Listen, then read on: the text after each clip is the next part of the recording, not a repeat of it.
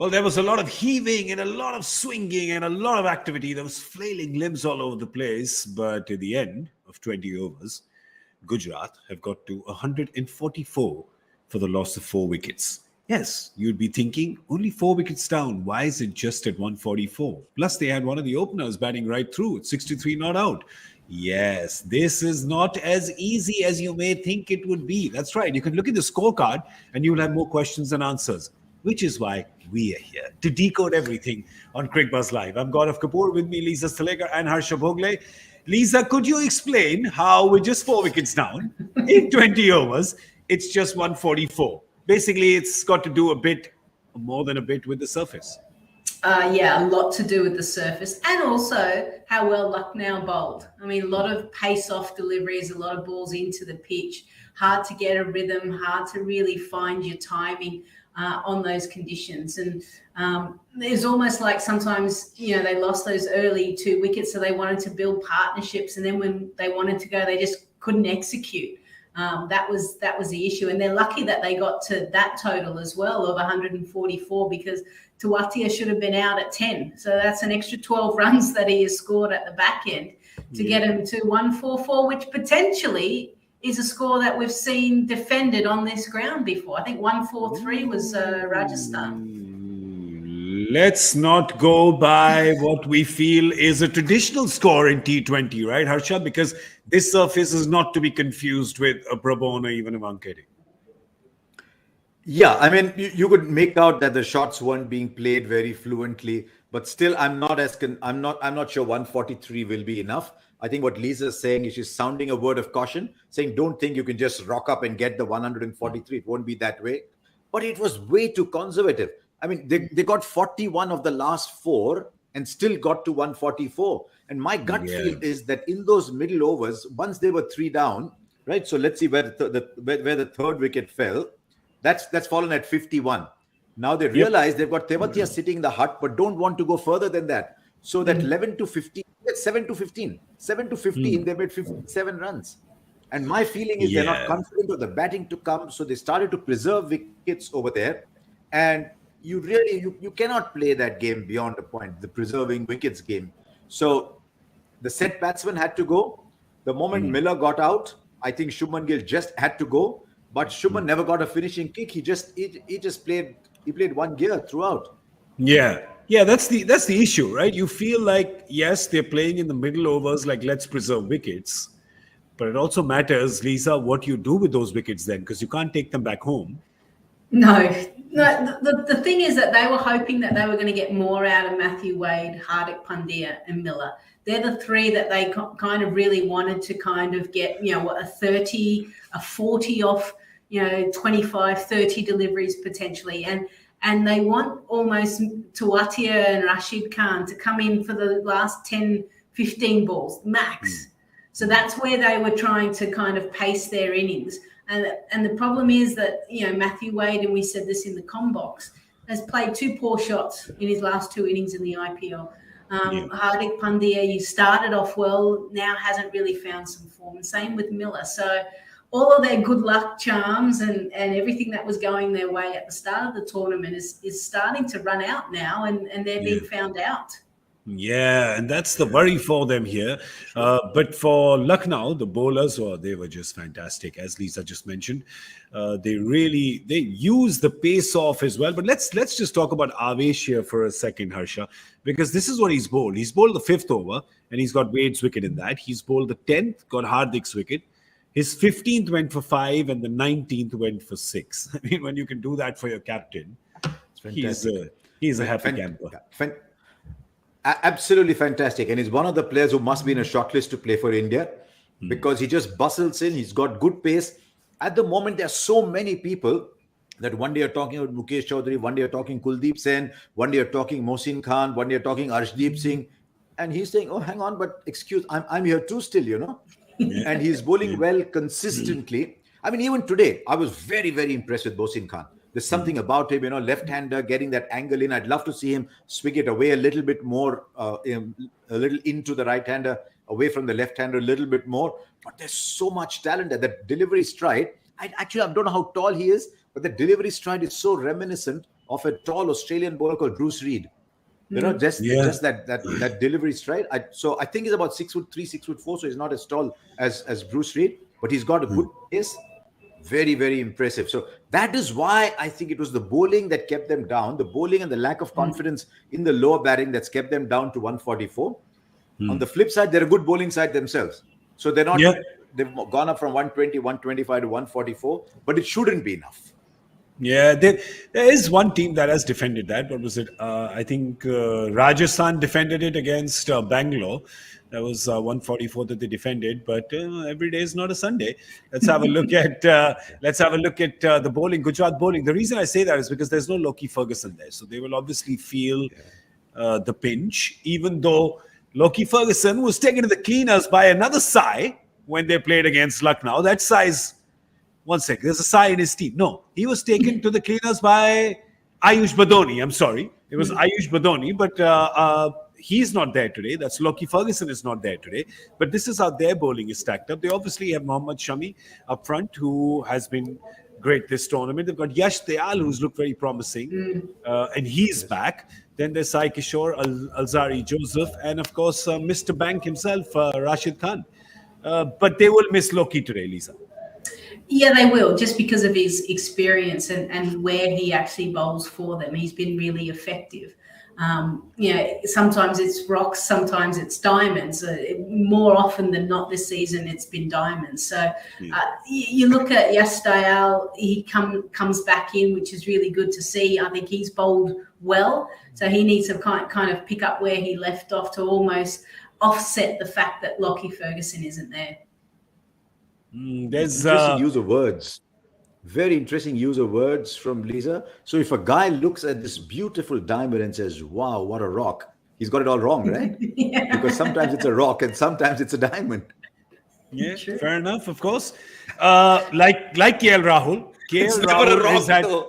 It's a pebble. Sorry. KL Rahul has had that kind of tournament as well. What I've called on the Hindi show, Kabhi Shatak, Kabhi Batak. He's either 100 or he's 0. He's like, doesn't waste any time. He's got out first ball a few times. And Gujarat will look at that and say, if we can get Rahul first ball today, yes, we'll take that. Thank you very much. And we won't ask you for anything on our birthdays or on Christmas. Yes, Harsha? And in the corresponding game, bowl the kind of ball you don't want to face first up to KL Rahul, if you remember. He bowled right the first ball of the match, beautiful ball. But he's got to bowl 3 great overs up front. When he comes back at the end, he's not the same bowler. He's got to bowl 3 up front. But the one little thing that can sometimes go in the defending side's favor is when you've got 145 to chase, you can always sometimes. So they've got to say, no, you cannot do that. Okay, KL Rahul is going to get 50, 60. He's going to take you there. Batsman has to take on the bowling. Maybe that's Quinton de Kock because a style that comes easily to him or comes better to him. But they've got to ensure they're ahead of where they need to be throughout, because sometimes you can just get buried under the illusion of safety. But on the other side, the fantastic pair. You're talking about Lucknow and they can get overcautious. Lisa, on the other side, for Gujarat, because it's such a low total, they have just one way to go, which is attack. You bowl Shami 3 up front because you can't take his overs to the dugout in the end, so he has to take the wickets up front. Yeah, it's almost like you don't want to take the game to the last over because they shouldn't. They should get the runs, in the 16th, 17th, even earlier if they get some good partnerships. The only way you're going to make a dent is by picking up wickets and wickets in the power play. If you can get 3 to 4 in the power play, then it just stops and halts them in their progress from trying to reach the target. And then you can start to build scoreboard pressure. Because at the moment you can't. If they've got wickets in the shed, then they'll always feel like there's enough time and wickets to be able to go hard. Yeah, they have enough batters though. They have enough firepower, Harsha. Once we look at that, as you pointed out in the pre-show, that Chamira can swing it to the fences as well. And he is perhaps will come in ahead of Mohsin. So which means that that means that they would have 9 batters, right? If they go KL Rahul, Quinton de Kock right at the top, they're in great forms, 750 odd runs between them, close to 800 runs between them. Deepak Huda has been in form. Marcus Stoinis, will he come at 4? Will Pandya come at 4? You just, they have the flexibility and they have the firepower. So F&F going for them, they should really get this, Harsha. They'll kick themselves twice on the way back home if they don't get this. And some people might kick them on the way as well, apart from kicking themselves. Because they have the depth, they have the batting depth to get it. But Lisa's right. They have to get 3 wickets in the power play. If they've got 2 in the power play, then they've got to get 2 for little. It's got to be sort of 27, 28, 29 for 2 for them to get off to that kind of start. Look, it's happened before. But there's almost every situation in cricket that's happened before. And because it has, it doesn't mean it'll happen again today. So Lucknow should be very disappointed if they don't go out and get this. Ideally for Lucknow, they should use this opportunity to send a message to the other teams and say, we'll get it 3 down. We'll get it 3 down with 2 overs left. Saying, you know what, guys, we are getting better as we come to the closing stages of the league phase. We've won 4 on the trot. We're 5 on the trot. Come play against us. Yeah. So, and meanwhile, for Gujarat, Lisa, it's just the opposite. Right? They were brilliant. They had 7 or 8 games where they were like, yeah, come play against us. And now they're like, other teams are like, oh, we want to come play against you. Yeah, it'd be interesting to be a fly on the wall in that change room in the innings break. I wonder if anything was said or any kind of pump up, like we actually have to come to the party now from a bowling perspective. We've got the runs on the board. Runs are runs, as simple as that. How do we make it so hard for Lucknow to chase down to get even 1 run? So, they've got to start thinking along that mentality, because if they lose today, and they should lose today, but if they lose, then all of a sudden that change room changes from the giggles and the smiles and, oh, we're winning, we shouldn't win these games, to what's happened. Fingers start to point, people start to doubt their own ability. Am I not doing the right thing? I don't think he's doing the right thing. And then the wheels start to fall off. And there is a feel about Gujarat at the moment that the wheels are starting to fall off. Yeah, the fragility Gaurav, is showing. When you look at the 2 teams, you look at Lucknow and you think they're structurally strong. They've covered all bases. They might not, if they don't play well, that's okay, because teams sometimes on the day may not deliver, but they're structured well. You look at Gujarat and you say they're performing above where they should be. And we've said that right through. You look at the team on paper, you look at the structure, and you say there's deficiencies there. There's definitely batting deficiencies there. With Hardik now playing as a pure batsman, not bowling, that adds to it, because every one of their batsmen is playing 1 number ahead of ideal. Yeah. So there's structural defects there, which have been papered over with some wonderful individual performances. So they played out of their skins to be here. But to win a tournament, you can't keep playing out of your skin. You've got to cruise along to some wins. So that is why this win is so important for Gujarat Titans. Yeah, can they do it? Well, their batters have got 144 on the board. The surface is kind of holding up a bit. So if their bowlers can exploit that, that means that they really, really will get 2 fantastic points if they can win today. And for Lucknow, they'll get 2 very welcome points. But, they're going to be just, can we just do service as per usual, standard operating procedure, get these 2 points without any fuss and get the queue against our name and be the first team to do that. All right, no matter what happens, there's a lot at stake for both teams. Yeah, reputation, points, qualification, embarrassment, pride. Not pride. No. No pride. We don't use that word here. No, we don't use that word here. No. I take it back. No Momentum? Pride, no momentum. No execution. Hey. I don't use any of those words here. Though I have to tell you that all 3 of us were way off with our score prediction.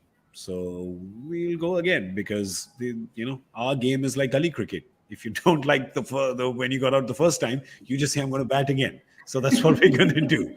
Right? So we're going to go again. Power play prediction for Lucknow. How many are they going to get? 42. 42. Very safe. Nice. Mr. B? Yeah. 42 for no loss is a big part of the journey to winning it. I'm going, I just think they'll go cautious. I'm going 38. 38. I don't know why. They should not be there, but that's a gut feel. Yeah. Should I just go lower to make it interesting?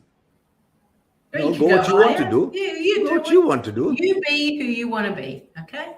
I don't know who I want to be. That's the problem. I Who do I want to be? So, can I say 32 or 47? No, I'll say 47. Let's just go with 47. All right.